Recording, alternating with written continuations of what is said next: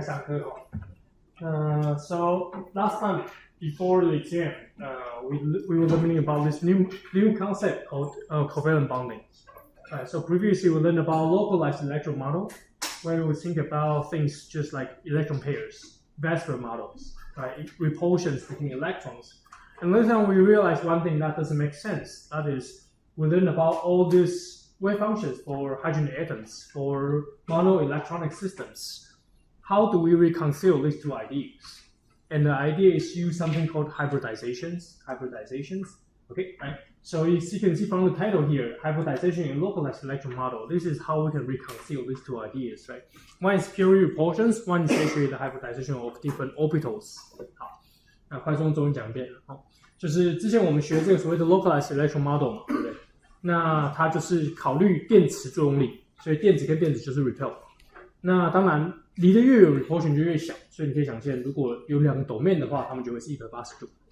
但是如果我们再想一下之前学到的 Schrödinger equation， 你会发现这 doesn't make sense， 因为 Schrödinger equation， 比如说举个例子，120度，我们并没有120度的 wave function， 我们只有比如说3个 p orbitals， 那它们都是90度、90度、90度，我们有 s orbital， that looks like a sphere。那怎么样 reconcile 这两个 idea 呢？我们做的方法就是做所谓的 hybridization， 那你就把它 take linear combination 就可以了。Okay, and just a quick reminder that you need to memorize this. That is, if your arrangements from a localized electron model is linear, that means to do the hybridization you need SP. And that means you take one S and one P and linear combine them to get two SP orbitals. Right? So how many you use, how many you get, right? One S, one P, get two. One S, two P, get three, etc. So from the Vesper, if the structure is linear, you just draw the Lewis structure, and then the hybridization will be SP. That means we have one domain and two domains.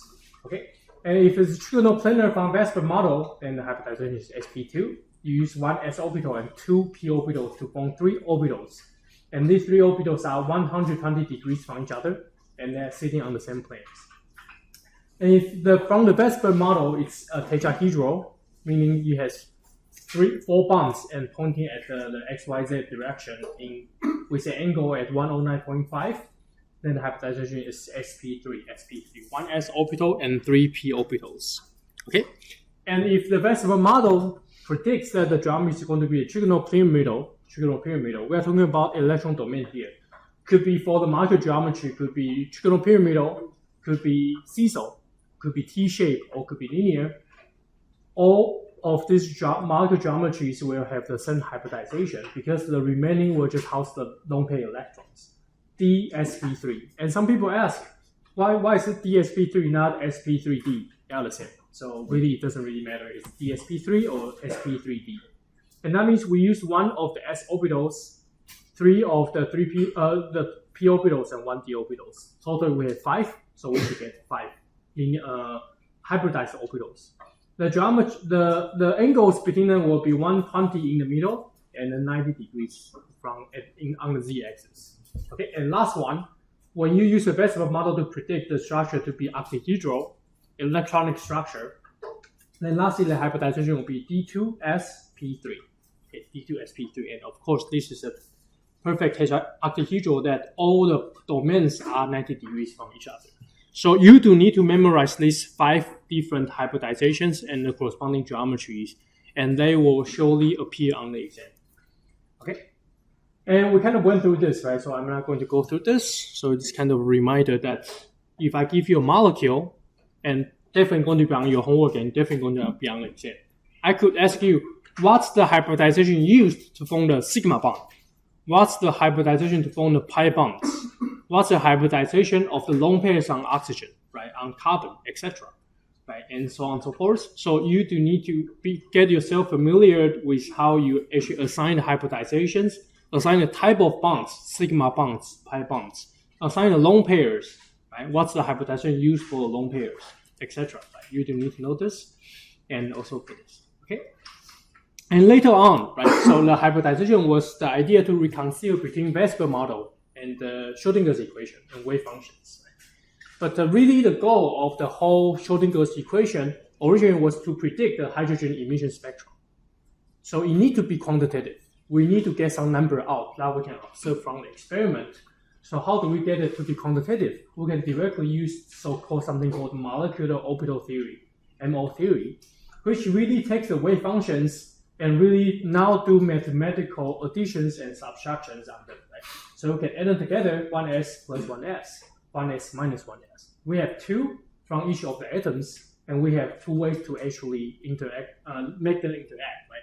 In phase and out of phase, just like light, in constructive interference and destructive interference. So we can have constructive is going to give us something called the bonding MO, and the destructive is going to give us the anti-bonding MO.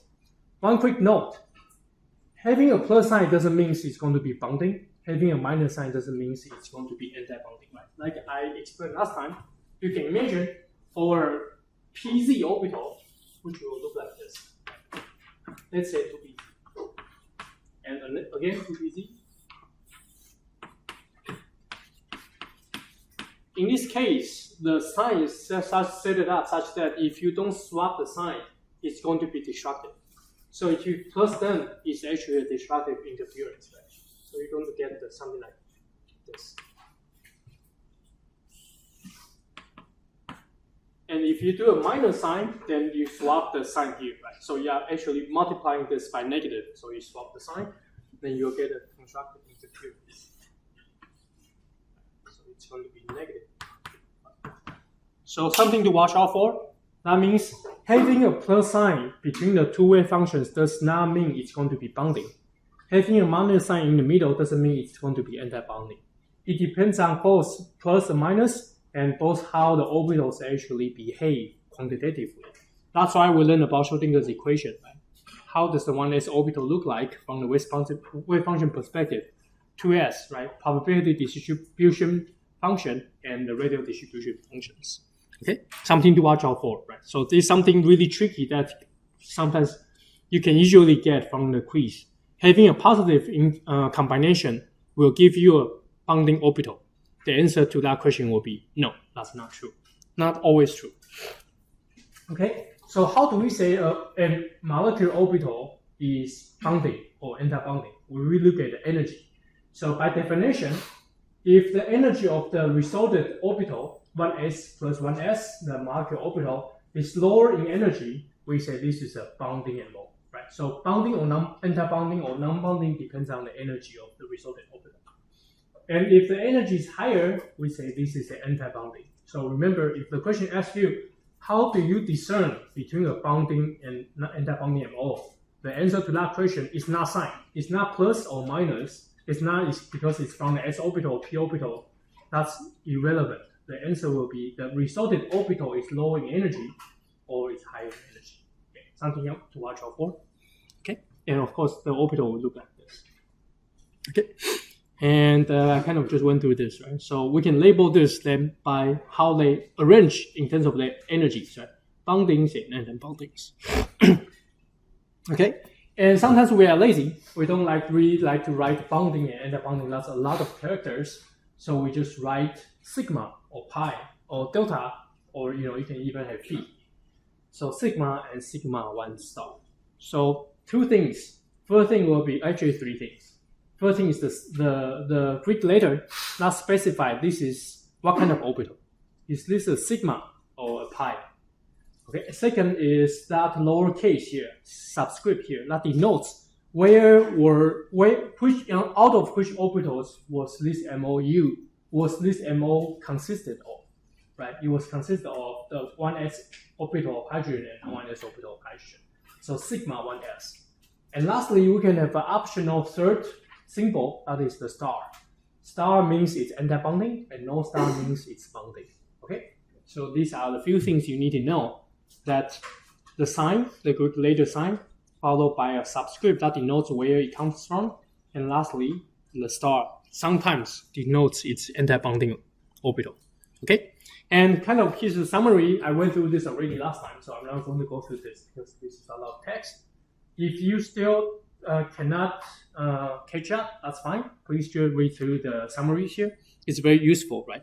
It tells you what's the goal of designing, denoting a molecular orbital as bonding or anti-bonding. Right? It's really the distribution between the 2 nuclei, and what's the types And lastly, how do you define a bonding and anti-bonding? Lastly, how do you actually come up with the symmetries? So please read through these 2 slides. If you are still not catching up, that's fine. Just read through the slides. Oh, actually 3 slides. Okay. All right. And last time when we finished, we learned about something called bond order. And this is some very important concept for chemists. Why? Because you think about carbon monoxide. Right? Carbon monoxide is a tricky one, and we'll learn about it soon. Carbon monoxide, CO. Right? So in terms of writing the symbol, we write CO. But to draw the Lewis structure, we know we need to have bondings, right? So we draw 3 bonds and lone pairs. And from what you learn from the Lewis structure, we realize we need to assign 4 more charges because something doesn't add up here. Remember, for each bond, it's like cut into half, assign 1 electron, cut into half, assign 1 electron, assign cut into half, assign 1 electron. That means this carbon will have a lone pair, 2 electrons, and each of the electrons coming from a bond. So 3 electrons here. So 2 plus 3 will give you 5. But carbon only has 4 valence electrons. That means the carbon has 1 extra now. Right? So it must be partially negative. On the other hand, it's going to be the same for oxygen. 2 electrons plus 3. It's 5. The oxygen is in group 6A, chalcogen group. So that means you must have lost 1 electron. Positive. How do we use molecular orbital diagram to understand this? And what's the bond order here? Is it 2 or 3? Well, that's something you can use the MO theory to actually get you, right? So the idea of the whole MO theory is we need to be quantitative. How do we assign positive charge, negative charge? How do we assign the bonds?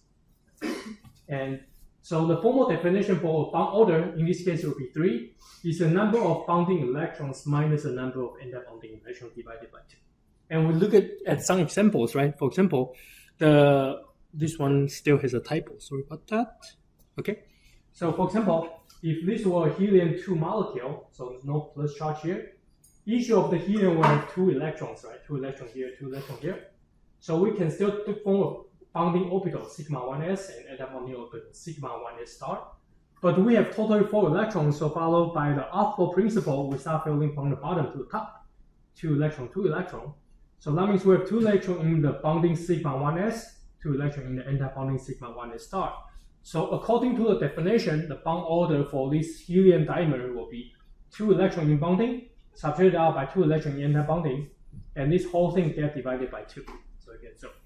Right? So that means you don't form a bond between the 2 heliums, and that's what we observe, right? Noble gas don't like to form bonds. Okay?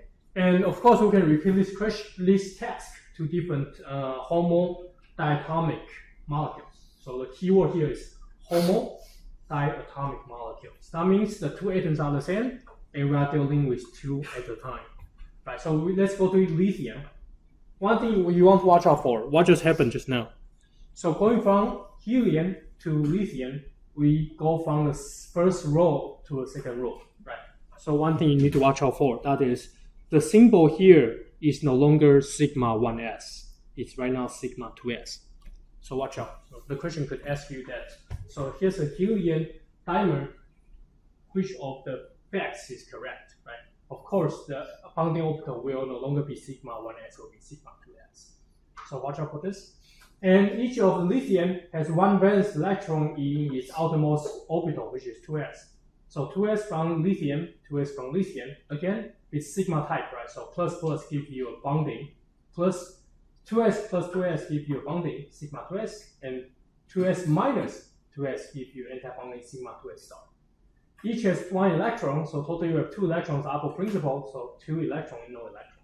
So that means we can form a sigma bond, right? Because the bond order will be 2 subtracted out by 0 divided by 2. So it will be 2 divided by 2 will be 1. So indeed, lithium and lithium will form a bond. Now the 1s orbital, remember, it's a 2s orbital. That's outside. Okay. And things can get trickier, right? So we have lithium, next one we have beryllium, then we have boron, we have nitrogen, oxygen, fluorine, and then lastly, neon. So we are going to go through all this. Before we go through this, right? Something I already mentioned to you about. We're going to think about this before we actually combine them, right? So for boron, for example, we have 2s and 2p's, right? So we have how many valence electrons? We have 3 valence electrons in boron. 2s1, 2s2, 2p1. So now we need to think about how actually p orbitals combine. Because s orbital is easy, right? They're just a sphere and a sphere, the touch. But for p orbitals, you can have different orientations. Remember, their angular quantum number L is 1. L is 1. That means we have ML is 1, ML is 0, ML is minus 1. These three angular quantum numbers defines what? Defines the orientations. Is it going to be head-to-head? Is it going to be side-to-side along the y direction? Is it going to be side-to-side along the z direction? Right. So that's something you need to watch out for. In addition, for the PZ, like just I mentioned just now, right? PZ, the plus combination is destructive because PZ orbital actually has a swap of sign going from one side to the other side. So that means naturally PZ and PZ will be destructive interference. In order to have conductive, you need PZ minus PZ. This doesn't occur for the y direction and z direction. I'm just really defining the axis here, right? Because we still have positive, positive, and negative, negative. So that means PZ and PZ, if we define this as a z direction, is minus will give you constructive. But for the PX and PY, it's the plus will give you the constructive interference. Something to watch out for. And this, of course, gives us the sigma bonding, and these two give us the pi bonding, going back to after we learned about hybridization. Okay? And it's kind of written here. So I kind of have gone through this. So just quickly for you to actually see the pictures here. All right. And for the pi orbitals, like I just mentioned, it's going to be the positive combination of this bonding, right? 2py plus 2py, because it's side to side. This is a pi type of orbital. So watch out. The symbol for the MO is pi instead of sigma. 2p is coming from the p orbital. And if it's anti-bonding constructive, combination 2py minus 2py is going to be pi 2p star. Pi 2p for the bonding, pi 2p star for the anti-bonding. And remember when we learned about sigma and pi, what's the difference between sigma and pi? Sigma is such that the electron density is right between the two nuclei. And pi is such that the electron density is still positively interacting, but on top and at the bottom of the internucleus axis. So you can see that the nucleus will be here and here, but the electron density is actually on top of the bond and below the bond. So we have a what? We have an angular node here. We don't have any electron density between the two nuclei. For anti-bonding, because of the symmetry, we have two nodes. One will be still the angular nodes from the p orbital. The second one is the destructive interference that removes the electron density in between, right? Because 2py minus 2py. So plus minus nothing. Plus minus nothing. Right? So we have two nodes for pi 2p star. All right. So lastly, that means we can come up with this picture, and unfortunately, you need to memorize this. That is, you need to actually memorize this this molecule orbital diagram. That is, previously we used 1s, hydrogen, helium. We use 2s, lithium, and beryllium. Now we go to boron, fluorine, nitrogen, and oxygen. Now we have, in addition to s orbital, we have p orbitals. We can form sigma combination, 2pz minus 2pz. We can form the pi combinations, positive pi combinations. That would be 2py plus 2py and 2px plus 2px. And the symbol is pi 2p, and two of them. And we're going to form the anti-bonding combination, right? So it would be 2py minus 2py and 2px minus 2px. And the symbol is pi 2p star, pi 2p star. And lastly is the tricky one, that is 2pz plus 2pz because of the change of sign. So sigma 2p star. So you do need to know this diagram here. So if the question asks you for B2, for the B2 molecule, which of the following will be the correct molecule orbital configuration, electronic configuration? It's going to be sigma 2p, pi 2p, pi 2p, pi 2p star, pi 2p star, and sigma 2p star. And of course, we need to fill in electrons, right? We have one electron in boron 2p, another electron in boron 2p. The other one will be the boron 2s, right? So we fill in two electrons here. So that means the bond order between boron and boron is going to be 1. Why? Because the sigma cancel each other out, right? So we don't have pi's. Okay? And of course, we can continue. Oh, well, this is the whole thing. Right. So 2s and 2s will form a positive and negative combination. Sigma 2s, sigma 2s star. 2 electron for boron. We have 3 valence electrons, 2 in 2s, 1 in 2p. So 2 electrons in sigma 2 star, sigma 2s, 2 electrons in sigma 2s star. For the pi, for the p's, we have 1 electron each. So we have sigma 2p filling by 2 electrons. So if you were asked which of the following is the correct electronic configuration for this molecule B2, the correct answer is sigma 2s 2, sigma 2s star 2, and sigma still the same sigma, but right now it's from the 2p. And we usually don't write it out for the unfilled molecule orbital. And the bond order will be 2 plus 2 minus 2 plus 2. Right? So the bond order is 2 minus 2 plus 2 divided by 2. Right? So these 2 cross out, 2 divided by 2 is 1. So that means you're going to draw something like this, right? For loose structure. And you still have 2 electrons, right? So lone pairs. Okay, that's surprising, right? Because in a loose structure, supposedly you'll bring this down and bring this down. They will show. Okay. Okay. And lastly, why do we need to go through all this? Because we need to be quantitative. And why do we need to be quantitative? Because we observe some phenomena, right? That is, molecules are not always diamagnetic. Diamagnetic means the substance can be repelled by the induced magnetic field. That means if I bring a magnet next to you, you'll actually feel the repulsion, but it's so weak that you don't feel it. But for some molecules, there is something called paramagnetism. Paramagnetism, that is, the substance is attracted towards the induced magnetic field. And this is something very important. And you need to memorize this. That is, paramagnetism is associated with unpaired electrons. And diamagnetism is associated with paired electrons. Okay? Okay.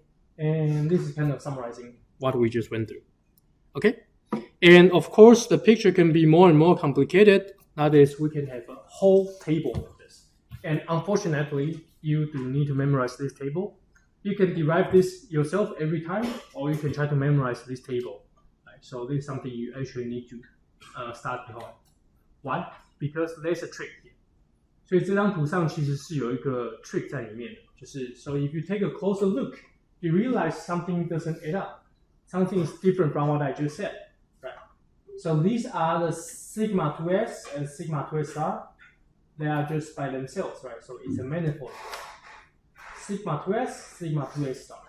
2 electron, 2 electron, 2 electron, 2 electron, etc. However, for the p's, remember we can form sigma or we can form pi. We quickly realize something changed. That is, pi 2p is actually lower in energy than sigma 2p for boron. Which is different from what I just said, right? Because if we go back, right, so this is what we actually had previously. But right now, if you look at this table, it's different, right? That is, the pi 2p is lower in energy than sigma 2p. And this is the correct ordering, by the way. This is the correct ordering. That is, for boron, B2, for carbon, C2, nitrogen, N2. These 3 other exceptions you need to memorize. That is, for their p orbitals, the MO actually has the pi 2p lowering energy. That is, the correct way to write the electronic configuration for B2 is not this. It's actually sigma 2s2, sigma 2s 2. Instead of sigma 2p, it's pi 2p. Okay, so this is the correct one, this is the wrong one. And I will explain why. And just by looking at this MO ordering of the molecular orbitals, you realize having a pi 2p must force the 2 electrons in boron be separate. Instead of filling up like this, it's actually separate. Why? because we have Hund's rule. Remember, if we have MOs having exactly the same energy, we fill them up one by one first before we pair the electrons. That means B2 is paramagnetic. B2 is paramagnetic. And we can do experiments. We can actually pumping some boron, and just let them collide in vacuum. And sometimes they'll form B2, and then we just bring a magnet next to it and see if it's attracted to a magnet, we go to by the magnet, right? So we realize the MO ordering is not like this one for B2, but instead we have a swap of the ordering here, like this one. And why? Because remember in the previous picture, how we actually learned about this. We first make combinations for the 2p, right? So 2p will have sigma, pi star, and sigma star. That's easy. And we then bring in 2s, right? So 2s is going to form a sigma and sigma star, 2 electron, 2 electron. But doesn't 2s and 2pz have the same orientation? Let me draw the picture of it. Right. Think about this. So this is our 2pz that is used to form this sigma 2s. But don't forget, we also have 2s.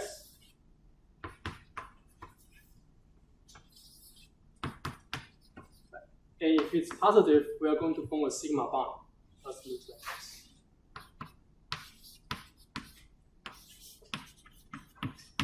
Right. How come these two orbitals don't interact with each other? They have the right symmetry.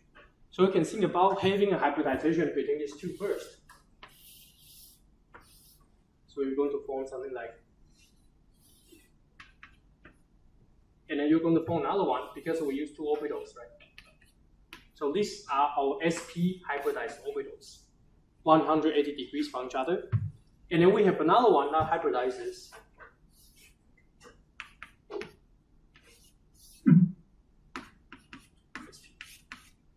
And formally, we can then interact. So that means what really happens here is, first, we do the hybridization on 2p. We do the interaction on 2p. We do the interaction on 2s.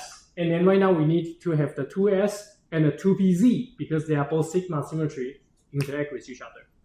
So the consequence is this sigma 2s star will push up the sigma 2p because the energies are close to each other. Remember, the electrons are here.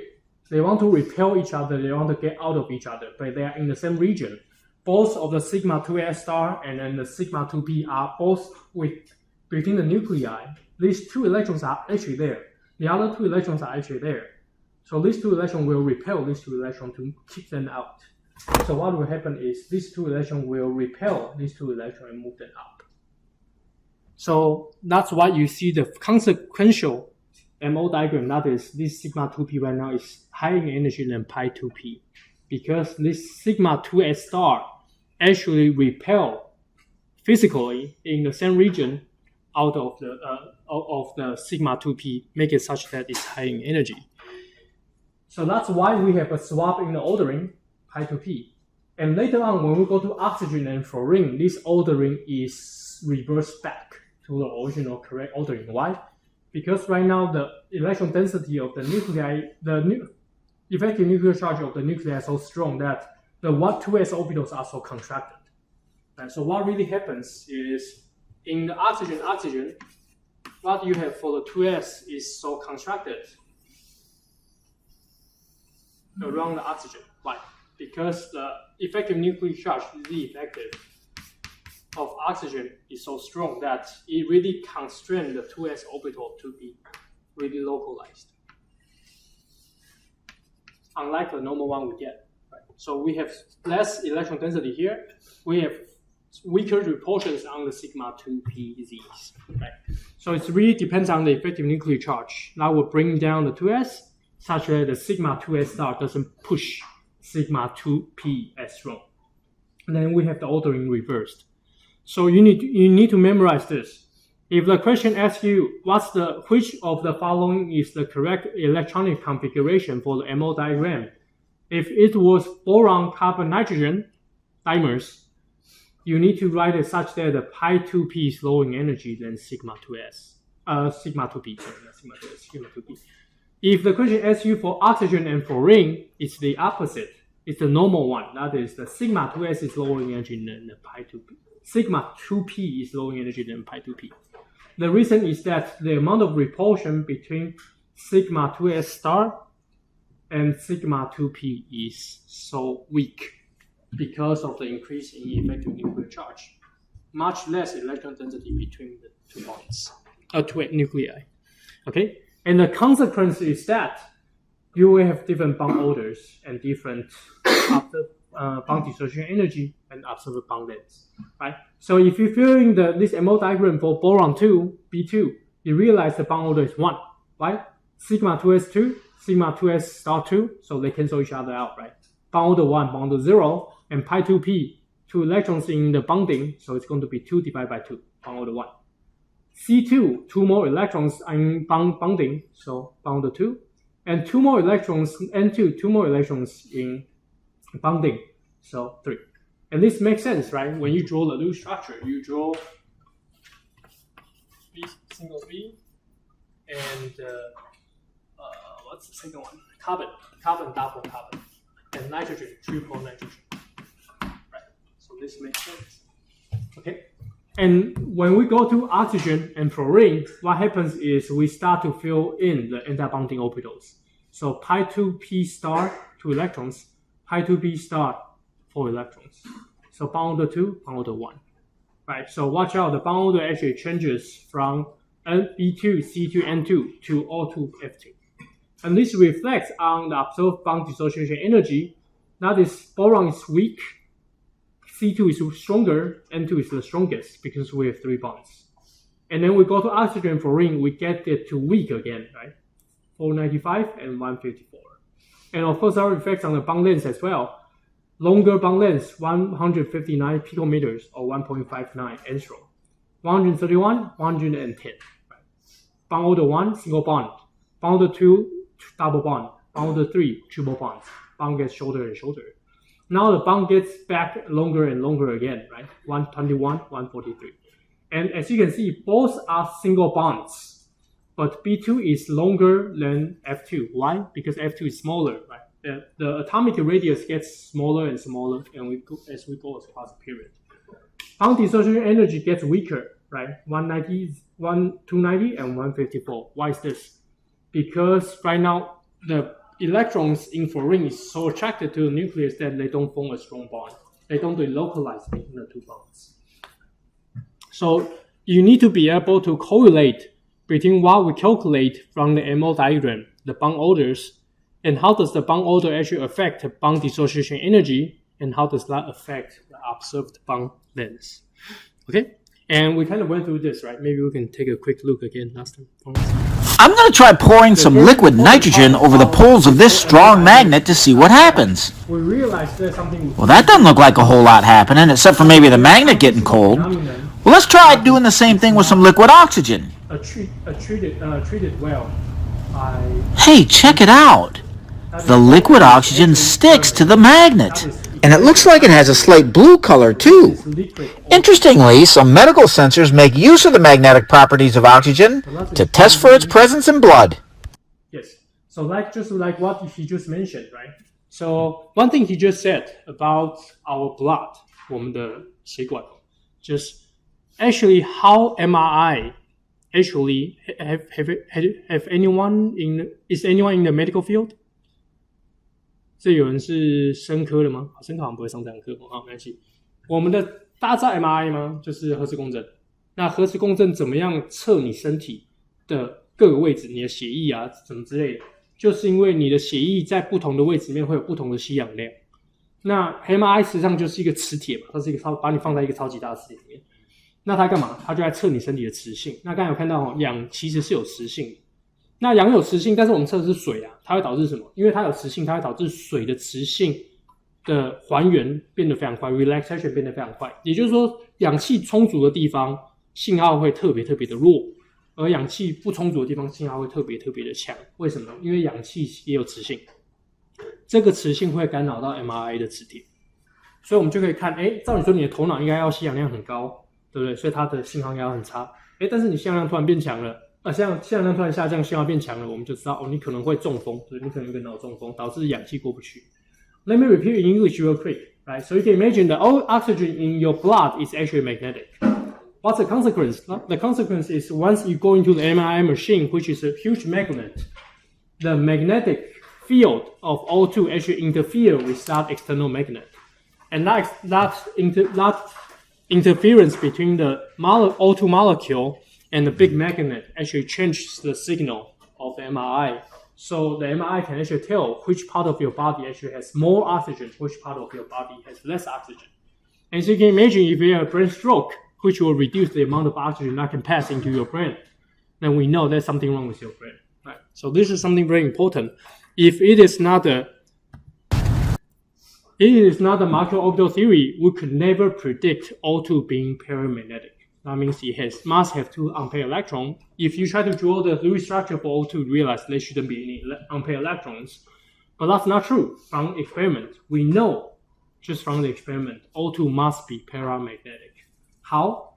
Well, by drawing out the MO, you realize the frontier orbital, the highest occupied macro-orbitals are the pi 2p star, which each has 1 electron due to Hung's rule.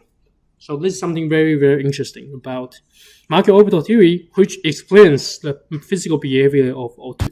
Right?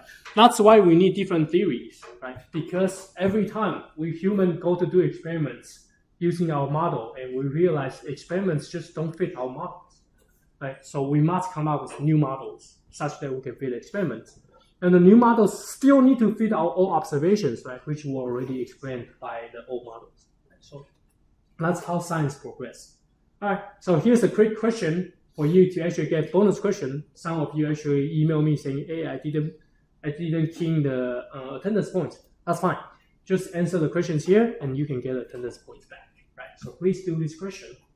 So for the species O2, O2 plus and O2 minus, give the electron configuration. So, that's something definitely will show up on the exam. And the bond order for each, right? From the electron configuration, you can start counting the bond order using the equation we just went through, which has the strongest bond. And so I'm going to give you about 10 minutes. Am I recording?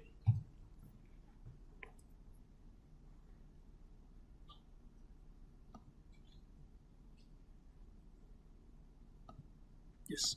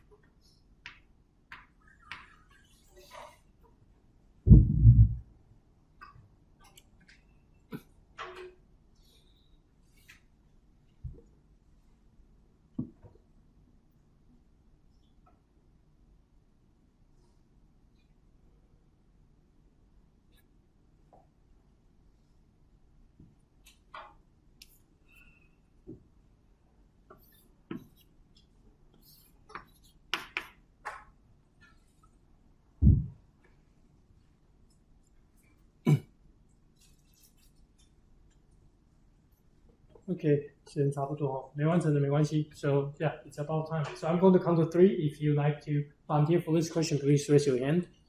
One, let me count to 3. 1, 2, 3. It's fast.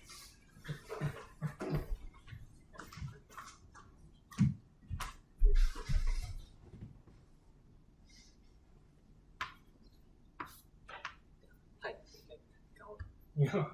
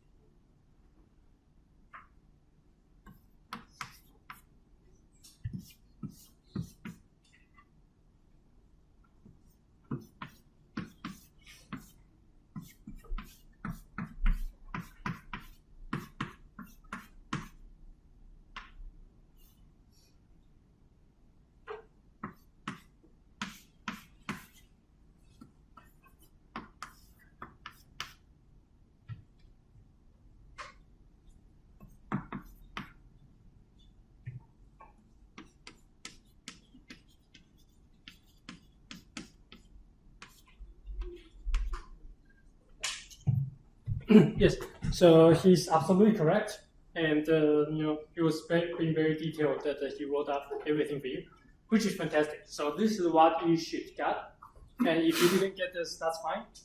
Take a picture or however. I think the answer is on the next slide. So, and if you didn't get this, that's fine. Just going back home and trying to review and try to understand what's going on here. Okay. So. This is the question asking for the electron configuration, right? So of course on the exam, I'm not going to show you a whole diagram of this. it's going to be a linear form, right? It's going to be sigma 2s bracket 2, sigma 2s star bracket 2, etc., etc., right? So it's going to be a linear form.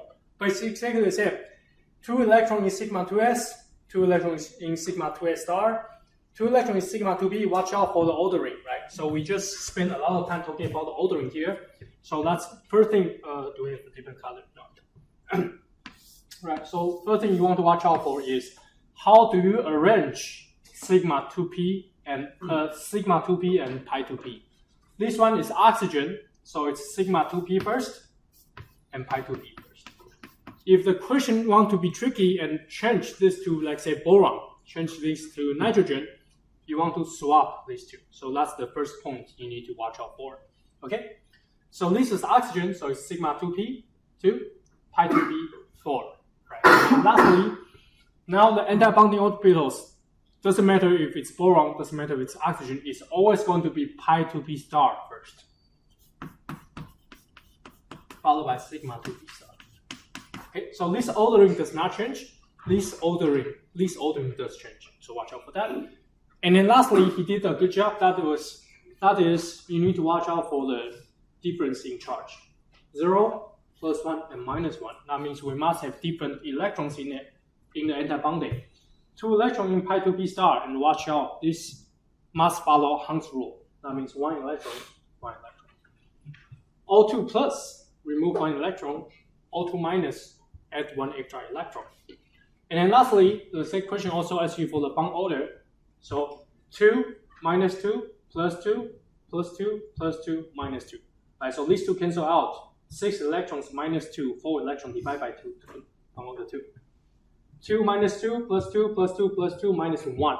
Right, so we had the -2, right now we have -1. And divide by 2, right, that means we plus 0.5. And lastly, minus charge. So 1 extra electron, 1, 1, and then now we pair it out. Right, so the bond order becomes 1.5. And of course, then we just directly compare the bond order, right? The larger is the bond order, the stronger is the bond, right? So the strongest will be O2 plus. And so I hope you can get this one. And this one is actually very interesting. So if we quickly look, so these actually have some names we chemists give them, right? This is called dioxygen, 双氧. And O2 plus is called suboxygen, suboxide. And O2 minus is, I think suboxide might be 3 minus. No, this is not suboxide. But this is peroxide. This one is superoxide. Yeah, I think this is superoxide, not this suboxide. Superoxide. Because it's it has 1 more electron than oxygen, right? So we say it's super. So of course then this will be sub. So I was correct. So this one is superoxide. This one is suboxide. Okay. And why is this important? 所以我不知道大家有没有在吃那个保养品，对不对？比如说你吃维他命 C 啊、维生素 E 啊，你吃一些什么 Q10 啊，那个可以增加皮肤的，你知道，皮肤会好一点。那目的是什么？目的是把这个东西拿掉。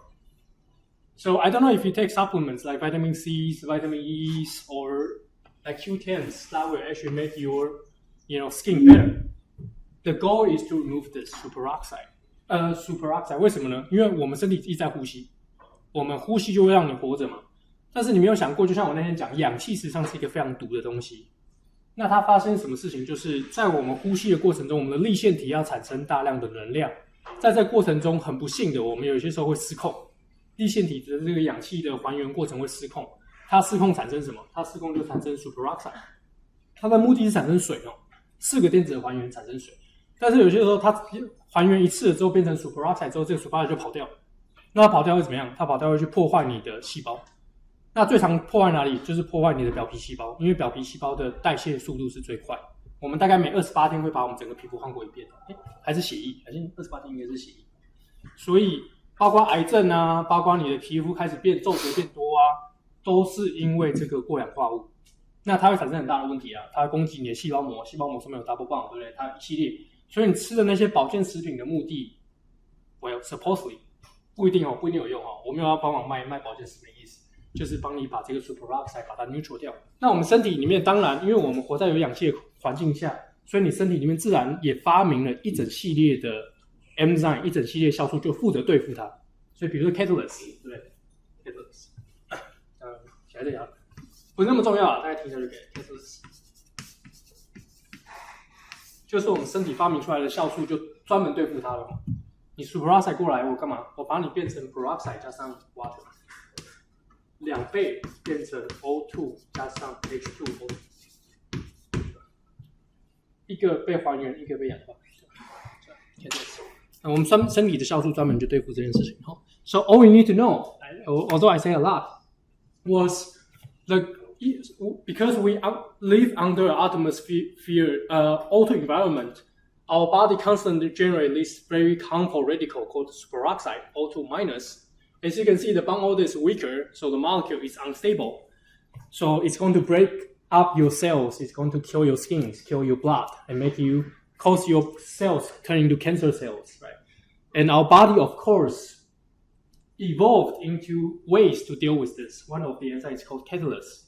That will take superoxides and turn it into O2 plus hydrogen peroxides, which is much more benign, right? O2 is just O2, it's going to go back to the atmosphere. H2O2 is peroxide. Then we have another enzyme called peroxidase to deal with this.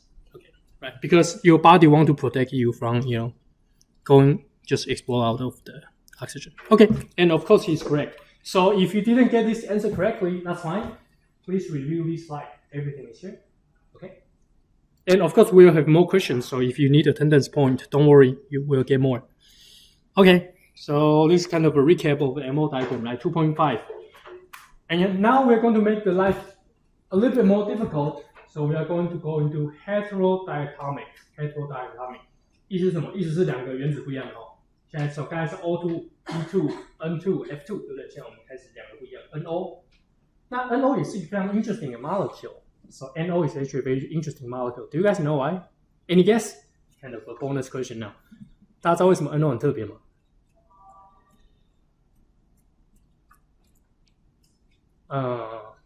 这里有一些男生嘛，对不对？但是我好像每次讲这种笑话都被说老师这个有点性别歧视。好，没关系。重点是没有任何 imply 哦。大家知道威尔刚的发明的目的是什么吗？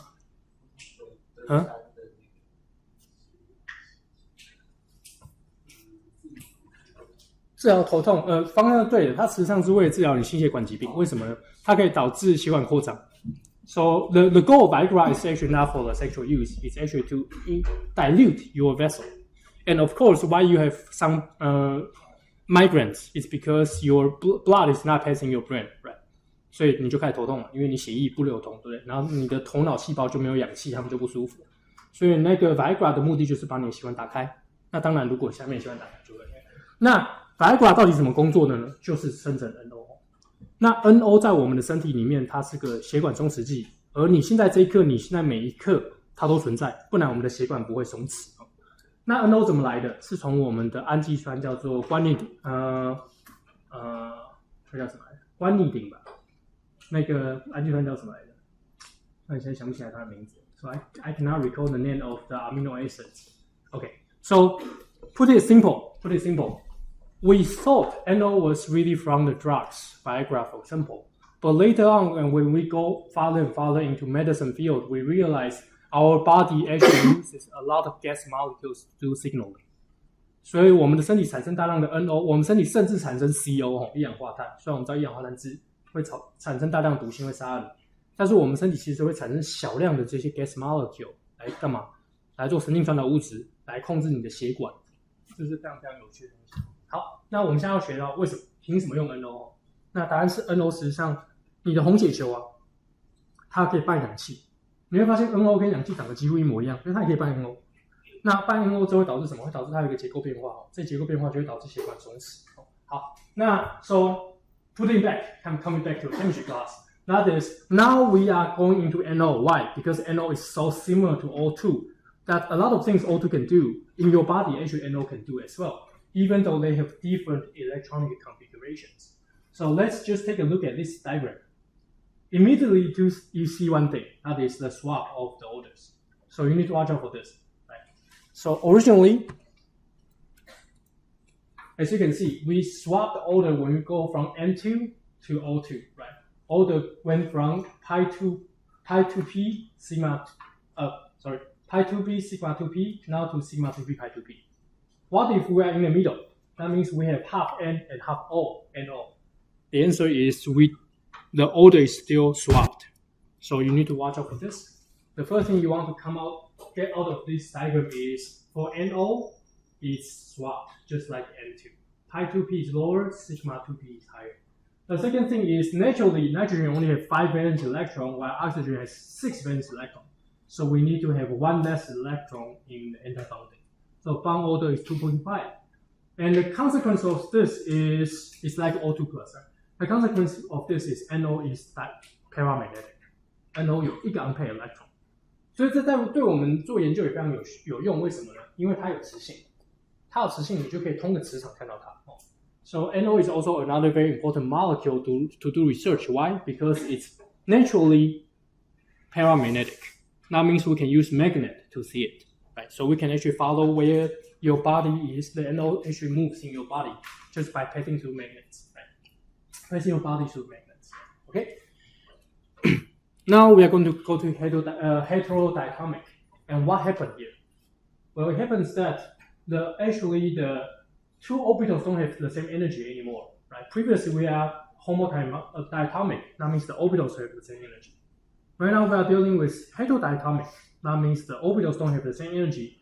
We might not even have the same orbitals. Right? For example, for H and F, hydrogen fluoride, right? The very polar molecule we learned about when we were learning about polarity. Hydrogen 1s, right? Hydrogen only has 1s orbital naturally. And fluorine, the valence orbital is 2s and 2p, and of course 2p is higher in energy than 2s. So fluorine uses 2p orbital to interact with 1s orbital for hydrogen. And right now we're going to form a sigma bond, form a pi bond. Sigma bond and sigma star. One thing you want to watch out for is immediately you see the atomic orbitals don't even have the same energy. Why? Because hydrogen only has one proton, while fluorine has 9 protons. Right? So the effective nuclear charge of fluorine is much higher than hydrogen. Or you like to use Pauling's electronegativity, fluorine is by definition 4. Hydrogen is around 2.0, right? So the difference in the electronegativity is high. The difference in the energies is high. Hence, we cannot put these two together on the same horizontal line. And once you form the sigma bond, the consequence is that your sigma bond, which will have lower energy than the atomic orbital by definition, will be closer to energy than to the 2p, because the 1s is so high in energy. On the other hand, the sigma star has much higher energy than the 1s, right? So it has a closer energy to the 1s, much higher energy to the 2p. So we don't have an even symmetric molecule orbital diagram anymore. Right now, our sigma is much more similar to the 2p atomic orbital of fluorine, and our sigma star is much closer to the 1s of hydrogen.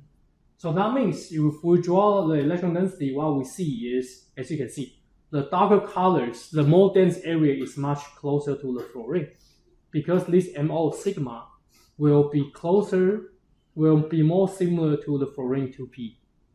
But on the other hand, for hydrogen, as you can see, the density is much more sparse because it doesn't resemble the hydrogen 1s orbital. So this is something you want to watch out for when we go to homodiatomic to heterodiatomic. That is, the MOs are no longer symmetrical. That means some of the MOs will be more similar to some of the atomic orbitals. The other of the MOs will be more similar to the other of the atomic orbitals. The electron density is no longer symmetric respect to the two nuclei, right? And what's this meant for? I think that's meant for how do we to get into something more complicated, right? Of course, we can have more than 2 atoms. So we can have 3 atoms, 4 atoms, and 5 atoms, and things can get really difficult for you, right? So for example, this is NO3. And NO3, you can imagine you can have an N and you can have an O3, then you do the combinations. This is too difficult. I'm not going to go through this. But the goal is for you to know for NO3 minus nitrate 那个硝酸根它是有 resonance structures， 还记得吗？我们之前在学 root structure 的时候，我们学到它们 resonance structure. So nitrate actually the nitrate anion has 3 resonance structures. This having double bond here, having double bond here, having double bond here. And like I mentioned before, right? Really, there's no such thing for alternating double bonds. It's one structure in between, and you can get that out of the MO diagram as well. Now, what turned out is you have some electrons in these p orbitals which just look like this. So that means the electron, just like in a 2-dimensional particle in your box, is concomitantly having electron densities centered around this oxygen, centered around that oxygen, and this oxygen. And watch out for the phase, right? This is positive, negative, negative. I'm just going to define the phase here. Another MO which detects this moving of the double bond is that the electrons is shared by this oxygen and that oxygen, like a particle in a box, in a 1D box, right? So this will be our length of the box. Okay, so this is really the MO diagram description of a resonance structure. We don't really have a moving double bond, but instead we have an electron that is purely delocalized among the nuclei. Okay, this is too hard. You don't need to know this, right? This is 4 atoms. If you are a chemistry major and you go to inorganic chemistry in your 3rd year, 所以如果你是化学系，你到3年级的时候你学无机，那这个时候你就得会这个东西真的会考，而且会再复杂一点。那这堂课不是嘛，对不对？所以我们不会考这么难。So for this class, it's not going to be that difficult. For the chemistry majors, once you go into the 3rd year, it's going to be more difficult than this. But just kind of preview of what you might learn. Okay, and of course we can then draw the density diagram. So this will be sigma, the pi bonds, right? That would be the pi 2p will be like this, and then we have the pi non-bondings, right? As you can see, it's almost like no bondings in between. Okay, and of course we can then push this idea to something even more difficult, like benzene, right? Benzene actually has 3 pi bonds which rotate around. So you can imagine the benzene will have an MO diagram which is difficult like this. We have 6 atoms. That means we have the 6 p orbitals that is perpendicular to the plane of benzene. That means then we can form 3 bonding and 3 anti-bonding. Right? So pi 1, pi 2p 1, pi 2p 2, pi 2p 3, pi 2p star 1, pi 2p star 2, pi 2p star 3. And sometimes we are lazy and we just say 1, 2, 3, 4, 5, 6. And once you go to your 3rd year, in organic chemistry, you'll learn we can apply something called group theory. 在这边就是如果大家对数学有兴趣的，那化学系很不幸所以化学系还是有一点点的数学。那你就会学到有个东西叫做群论 group theory 那它是一个 mathematical concept 就是到底哪些东西 belong to the same group, mathematically speaking. Then we can say which orbitals belong to the same group, and of course then we can do assignments of this. So this will be the EU set, this will be the A1G, EG, and then A1U, etc. like that. You don't need to know, just imagine, just pretend I'm remembering. But this can get really complicated. But the take-home message is such that we have 6 pi orbitals, we have 6 electrons, so 2, 4, 6. That means we have 3 pi bondings. Does that make sense? Yes, benzene has 3 pi bondings. That's all you need to know. And how does the electron density move in this 2D particle in the box? It could be circular like this. It could be half plus phase, half minus phase. It could be half, 1/3, 1/3 plus phase, 1/3 minus phase. So that's how we actually describe resonance structures by Markov-Otto theory. Instead of having resonating structures, right now we have actually the density shared throughout the whole p orbitals. And of course, lastly, you can imagine the electron density in the benzene actually looks like this. And that's something also very interesting. 大家如果是化学系，其实不止化学系，我知道化工系也会用一点。即便材料系，如果你做的没有那么材料，也会用一点。就是我刚才讲 MRI 嘛，那 MRI 是造人体的。那 MRI 这个技术其实得了3次还是4次诺贝尔奖。那化学上我们用的那叫做 NMR 核磁共振NMR。So you write it down. So MRI is to use magnet to see molecules inside your body. Now we call it MRI. is for your body. Right. The other one we use in chemistry, chemical engineering, materials, even biology, is called NMR. That is for molecules. Okay. And for your body, it's simple because you just see water, right? So it's going to be just water. But for NMR, it's very difficult because there are so many different functional groups inside a molecule. So for example, benzene, its CH bond, you see the hydrogen is around 6.0 ppm. It's some unit we use for ppm. For example, methane.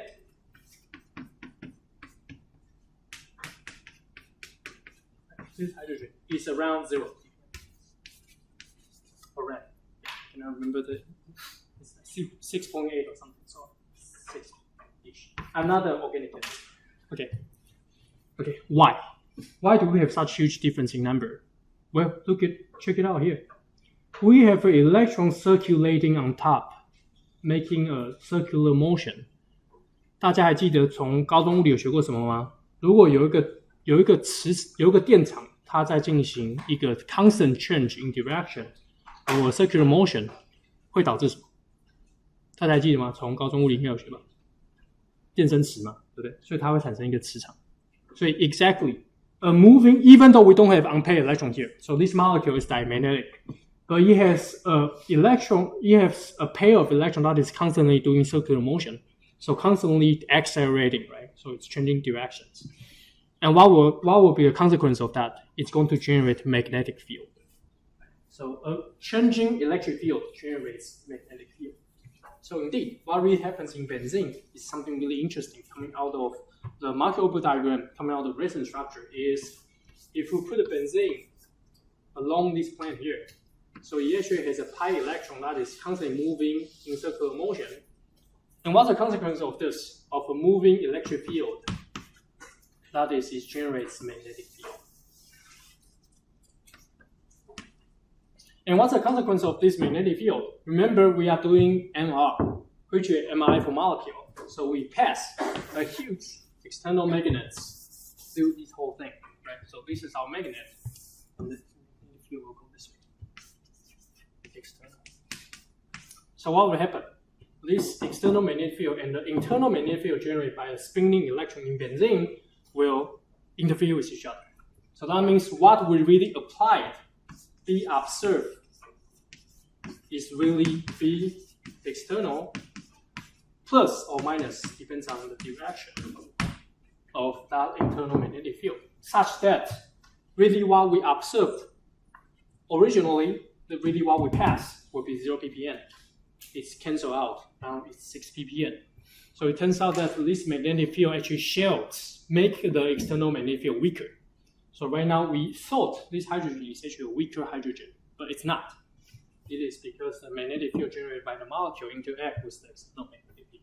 Right. So that's something really interesting coming out of the whole MO diagram. Right now we can really use the MO diagram to understand the magnetic behavior, paramagnetism, diamagnetism, induced magnetic fields, and so on of molecules. Not just localized bondings, etc.